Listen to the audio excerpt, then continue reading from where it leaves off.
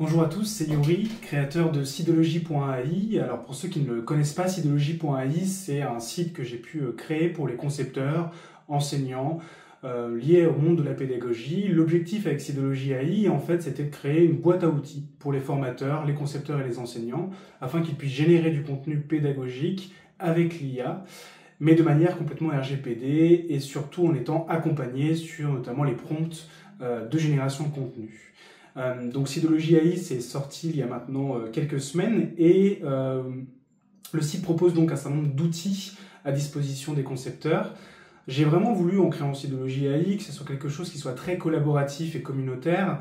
C'est ce pourquoi j'ai mis une page proposition dans laquelle n'importe qui peut proposer des outils, voter pour des outils, et je m'engage avec plus ou moins de délai à concevoir et ajouter ces outils au site. Et ben, l'objectif d'aujourd'hui, c'était de vous présenter un petit peu les trois ajouts, les trois nouveaux outils que j'ai pu mettre en place sur Seedology.ai. Le premier, le générateur de diaporamas. C'est vrai que c'est un outil qui a été beaucoup demandé par la communauté. Donc j'ai essayé vraiment pendant quelques semaines de créer cet outil-là de manière complètement RGPD, c'est-à-dire en faisant du code directement pour créer les diaporamas. Ce à quoi je n'ai pas apprécié vraiment le résultat qui m'était proposé. Donc ce que je vous propose finalement sur Seedology.ai, ça a été d'utiliser un partenaire qui s'appelle SlideSpeak. SlideSpeak, pour ceux qui ne connaissent pas, c'est un outil de génération de diaporamas dans lequel on va pouvoir mettre son contenu. Donc par exemple, si je vais mettre un sujet, donc l'Égypte antique, et l'idée ici, c'est qu'on va pouvoir choisir un certain nombre de paramètres, donc le français, dans quelle quantité de diaporamas, de slides on souhaite. On va avoir un certain nombre de templates ensuite, et puis on va pouvoir créer son diaporama. Donc ce genre d'outils d'IA générative qui sont assez intéressants et pertinents, dans la mesure où créer des présentations PowerPoint, ça n'a jamais été mon fort. C'est vrai que c'est un outil qui me plaisait énormément. Alors nous, en interne, chez Seedo, on utilisera plutôt Gamma.app, qui est vraiment l'outil de référence pour la génération de diaporamas, mais il ne proposait pas d'API, c'est-à-dire que je ne pouvais pas l'intégrer à Seedology.ai. Donc j'ai préféré prendre SlideSpeak. Alors attention, SlideSpeak, ce n'est pas RGPD, donc faites attention à ce que vous mettez comme contenu pédagogique dedans, car ça va être potentiellement stocké quelque part ou réutilisé. Donc là, je vous recommande surtout de lancer des diaporamas avec des thématiques. Vous allez pouvoir récupérer ensuite, je vais vous montrer le PowerPoint, et ensuite le modifier à souhait avec vos propres informations, votre propre contenu.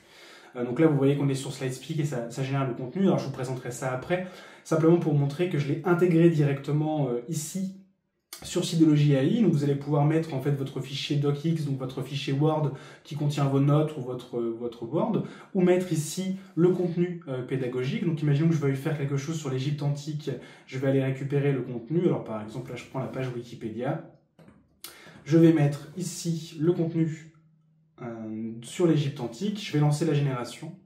Alors, sachant que SlideSpeak, on a bloqué à 10 slides par diaporama. Alors pourquoi? Puisque SlideSpeak est un service payant. Donc nous vous proposons chez Seedology.ai en fait de couvrir les frais justement de génération de diaporama. Mais étant donné que nous couvrons les frais de SlideSpeak, on a été obligé de limiter à 10 slides par utilisateur, en tout cas par génération de diaporama. Et on est en contact avec SlideSpeak pour potentiellement avoir des crédits gratuits pour vous. Donc l'idée ici, c'est qu'on va proposer en fait le contenu, fournir le contenu à l'API de SlideSpeak et ça va nous générer le diaporama en retour. Alors ça peut prendre un certain temps, ne soyez pas inquiets là-dessus, il ne faut juste pas actualiser la page pour conserver justement la requête qui a été envoyée. Et voilà, donc après quelques secondes d'attente, on a la génération du diaporama qui a été réalisée. Donc vous voyez ici qu'on a le diaporama sur l'Égypte antique qui va se servir du coup du contenu qu'on a fourni à l'IA. Alors il y aura quelques petites problématiques, vous voyez là Table of Contents, donc c'est en anglais, mais vous pouvez tout à fait l'exporter ensuite en cliquant là en PowerPoint pour faire vos modifications.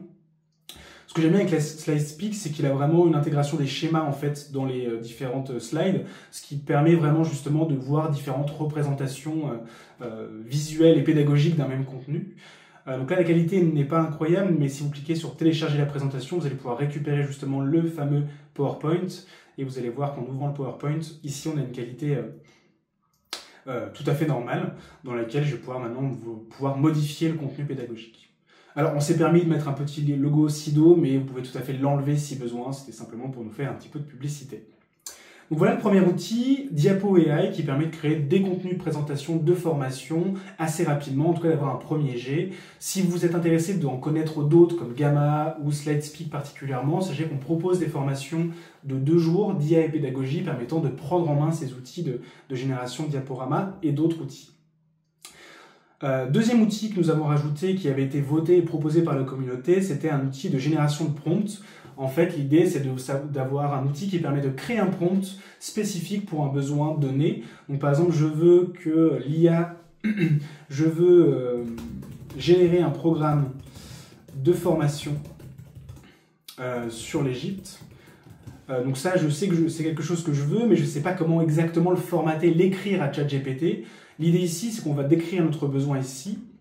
L'IA va réfléchir un petit peu à ce besoin-là et elle va nous poser pas mal de questions pour affiner notre besoin. Donc, par exemple, quel est le niveau de connaissance actuel de mon public cible? Eh bien, donc, ce sont des collégiens donc, qui sont novices sur le sujet. Quel aspect de l'Égypte souhaitez-vous couvrir dans le programme de formation? Je veux couvrir l'ensemble de l'histoire de l'Égypte. Peut-être dû me renseigner un peu plus sur cet aspect-là. Quelle est la durée prévue pour ce programme de formation? Bah, écoutez, j'ai à ma disposition 4 heures de formation. Est-ce que je vais inclure des activités pratiques ou des visites sur le terrain? Alors, des visites sur le terrain en Égypte, peut-être pas, mais en tout cas dans des musées, on pourrait par exemple, donc je vais dire oui. Donc sachez que ces questions-là, en fait, elles sont générées à la volée, c'est-à-dire que c'est l'IA qui a compris que je voulais faire un programme pédagogique sur l'Égypte, et elle m'a proposé des questions spécifiques. Donc par exemple, je vais dire que c'est plutôt en ligne, en présentiel, pardon. Et donc là, en fait, ce qui va se passer, c'est qu'on va donner le besoin plus la réponse à toutes les questions à l'IA, et elle va nous proposer justement un prompt, donc un message spécifique à envoyer à notre IA, qui nous permettra justement de générer ce programme. Donc là, vous voyez qu'on a le contexte, les instructions et les contraintes. Ce prompt-là, je vais pouvoir le récupérer et le donner à mon LLM favori. Donc ça, c'était l'outil de Prompt Engineer, donc comment on peut créer des prompts optimisés. Voilà, et le troisième outil que je voulais vous présenter aujourd'hui, qui a été ajouté au site, c'est l'outil de génération de schémas pédagogiques. Alors vous avez vu hein, le nouveau modèle de ChatGPT qui permet de générer des images. On a vu des starter packs, on a vu des images dans le style de Ghibli. L'idée en fait de cet outil, c'était surtout de montrer comment il peut générer des schémas pédagogiques de manière plutôt cohérente. L'idée aussi pourrait être qu'il puisse créer des BD pédagogiques. Alors c'est simplement aujourd'hui rajouter l'outil schéma, tout en sachant que j'utilise actuellement l'API de ChatGPT, donc j'utilise GPT. Donc l'outil n'est pas encore RGPD, sachant qu'on a fait les démarches nous de notre côté pour intégrer ce modèle-là dans notre infrastructure au niveau des serveurs européens.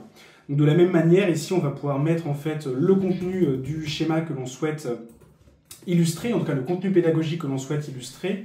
L'intérêt ici, c'est que nous couvrons les frais pour vous, nous prenons en charge les coûts de l'API. Vous allez avoir en fait la possibilité de choisir le format, paysage, carré ou portrait, et puis de lancer la génération du schéma pédagogique et le récupérer ensuite pour vos présentations.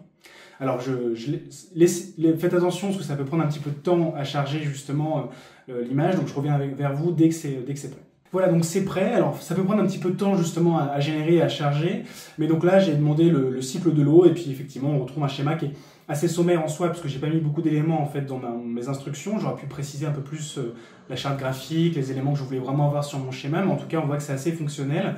Je me suis demandé si ça serait intéressant de pouvoir ajouter des éléments d'interactivité, c'est-à-dire qu'on puisse directement ajouter des zones de texte cliquables, mais je me dis qu'on va le faire ensuite dans un LMS, qu'on intégrera ce schéma, donc je ne l'ai pas encore intégré, mais en tout cas je peux le télécharger assez facilement et le récupérer du coup en format PNG pour l'utiliser. Voilà, donc ça c'était les 3 outils que j'ai rajoutés récemment sur Seedology AI. Alors j'en ai encore une petite liste à ajouter, notamment la retranscription de vidéos pour avoir des sous-titres de vidéos, des résumés de cours. Donc voilà, j'essaie d'aller au plus vite et de faire au mieux en fonction de mes disponibilités. Autre aspect que j'ai voulu ajouter au site quand même pour avoir ce côté communautaire, c'était donc le Discord. Donc nous avons un Discord en fait où on va regrouper justement toutes les suggestions et qu'on puisse échanger un peu plus de manière synchrone sur les améliorations, les bugs, etc. Donc je vais être disponible moi sur ce Discord, n'hésitez surtout pas à le rejoindre par rapport à ça. Et puis peut-être pour terminer sur cette vidéo, je voulais vous informer que Sido et Le Bahut réalisent une offre de formation dite Booster. Donc c'est une formation dans laquelle vous serez amené en fait à découvrir un petit peu l'IA, le no-code pour justement améliorer un petit peu vos processus métiers, réduire cette friction finalement entre l'idéation, tiens j'ai une idée, à je la mets en place directement. Et puis finalement, en fait, peut-être créer votre propre site de logiciel, votre propre boîte à outils de conception pédagogique, mais aussi de comptabilité, de facturation, etc. C'est une formation qui se déroule sur 8 semaines avec 9 jours de formation. Toutes les journées de formation sont en distanciel. Sachant que cette formation, elle peut être financée via le CPF et puis elle est certifiante. Vous allez pouvoir passer la certification IA générative via cette formation.